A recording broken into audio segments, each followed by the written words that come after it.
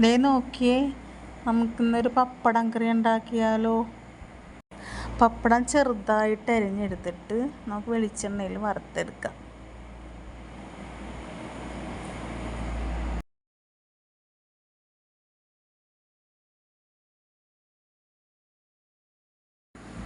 കടുക് പൊട്ടിക്കാനായിട്ട് ചെറിയൊരു സവാള അരിഞ്ഞെടുക്കാം. ഇഞ്ചി, പച്ചമുളക്, വേപ്പില. എൻ്റെ കയ്യിൽ വേപ്പില ഉണ്ടായിരുന്നില്ല, തീർന്നു പോയി.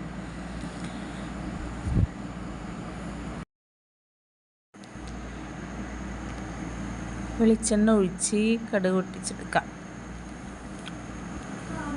നന്നായിട്ട് മൊരിയണം കേട്ടോ, ഒരു ബ്രൗൺ കളറാണ്, എന്നാലേ അതിനൊരു ടേസ്റ്റ് ഉണ്ടാവുള്ളൂ. വേപ്പില എൻ്റെ കയ്യിൽ കഴിഞ്ഞായിരുന്നു, തീർന്നു പോയി. പൊടികളായിട്ട് വേണ്ടത് മഞ്ഞൾപ്പൊടി, മുളക് പൊടി, മല്ലിപ്പൊടി, ഇത്രയും മതി.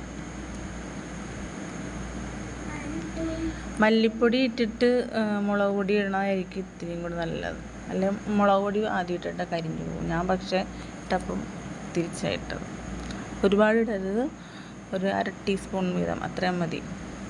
ഇട്ട് വെള്ളം ഒഴിച്ച് പപ്പടം അതിനകത്തേക്ക് ഇടാം. ഒരു കുഴമ്പ് പോലെ വേണം വെള്ളം, ഒത്തിരി വെള്ളം വേണ്ട കേട്ടോ. പപ്പടം ഇടുമ്പോൾ ഒത്തിരി ഉള്ള പോലെ തോന്നും, പക്ഷെ അത് വെന്ത് വരുമ്പോൾ കുറച്ചേ ഉണ്ടാവുള്ളൂ.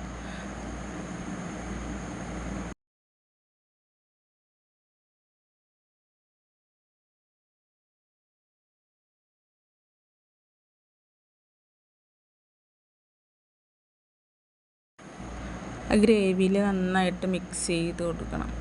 ഒന്ന് തിളപ്പിച്ച് ഒന്ന് കുറുകി വരണം. കുറുകി വരുന്നതാണ് അതിൻ്റെ പാകം.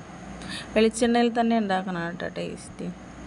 വേപ്പിലില്ലാത്തതിൻ്റെ ഒരു കുറവ് മേലുണ്ട്. വേപ്പില ഉണ്ടായിരുന്നില്ല, പച്ചമുളക് ഉണ്ടായിരുന്നില്ല, പെട്ടെന്ന് ഉണ്ടാക്കിയതാണ്. എല്ലാവരും ഒന്ന് ട്രൈ ചെയ്ത് നോക്കണേ. ഫൈനൽ ലുക്ക് നോക്കിയേ.